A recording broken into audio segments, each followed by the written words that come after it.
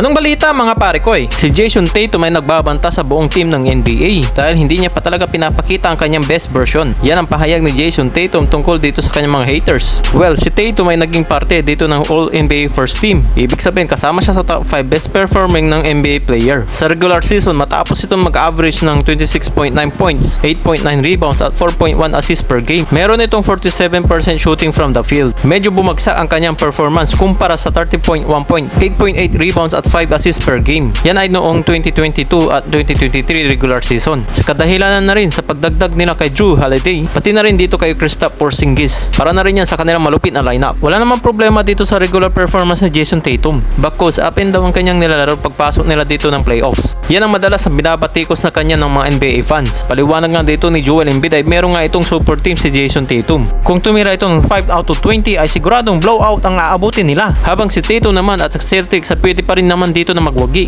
dahil meron nga itong super team ngayon. At meron pa siyang maaasahan na katandem na sa Jaylen Brown. Yan ang gustong iparating ni Joel Embiid dito kay Jason Tatum. Pero nabanggit nga dito ni Jason Tatum si Joe Mazzulla ang umano ang pinakamasaya na hindi siya nanalo dito ng Finals MVP. At hindi lang yan, nabangko pa siya dito ng 2 games sa Olympics. Bakit naman kaya nasabi ng kanyang coach na yan si Joe Mazzulla? Ano naman kaya dito ang kanyang mga kadahilanan niya? Dahil nga daw magsisibi ito para maging motivation sa kanya na mag-i-inspire pa ito na mas maigi. At nag-uumpisa pa lang dito ang kanyang magandang karir dahil hindi pa ito tapos sa kanyang unang kampeonato. Ang tanong lang ngayon kung paano ito makakaapekto sa Boston Celtics na bilang isang team dito sa Eastern Conference dahil sigurado gutom itong si Jason Tatum para makabawi lalo na nung ginawa dito sa kanya ni Steve Kerr sa Olympics para kasing pinatunayan dito sa kanya na hindi pa sapat ang kanyang kakayahan. Kaya sigurado meron itong gustong mapatunayan pagpasok dito ng regular season lalo na dito sa kanyang personal achievements. Paano kaya ito makakaapekto sa kanilang team lalo na kapag nagpakita na ito ng unselfish type? Ano kaya mga masasabi nyo dito mga pare ko Samantalang naman sa susunod natin mapag-uusapan. Usa-usapan nga dito sa media si Derrick Rose nung na-wave siya dito ng Memphis Grizzlies. Based naman dito sa reporter na si Ian Begley na kinonfirm niya rin mismo, si Derrick Rose mismo ang nag-request sa Memphis na i-wave siya dito. Hindi talaga totally ang Memphis na alisin siya dito. Kundi siya mismo talaga ang nag-request na umalis dito sa Memphis. Dahil noon nung umalis siya dito ng New York Knicks, sinabi kasi ni Derrick Rose na magre-retire na siya dapat. Naiba lang kasi ang role ni Derrick Rose nung dumating dito si Jalen Brunson. At hindi na rin siya masyado dito nabibigyan ng minuto. Nung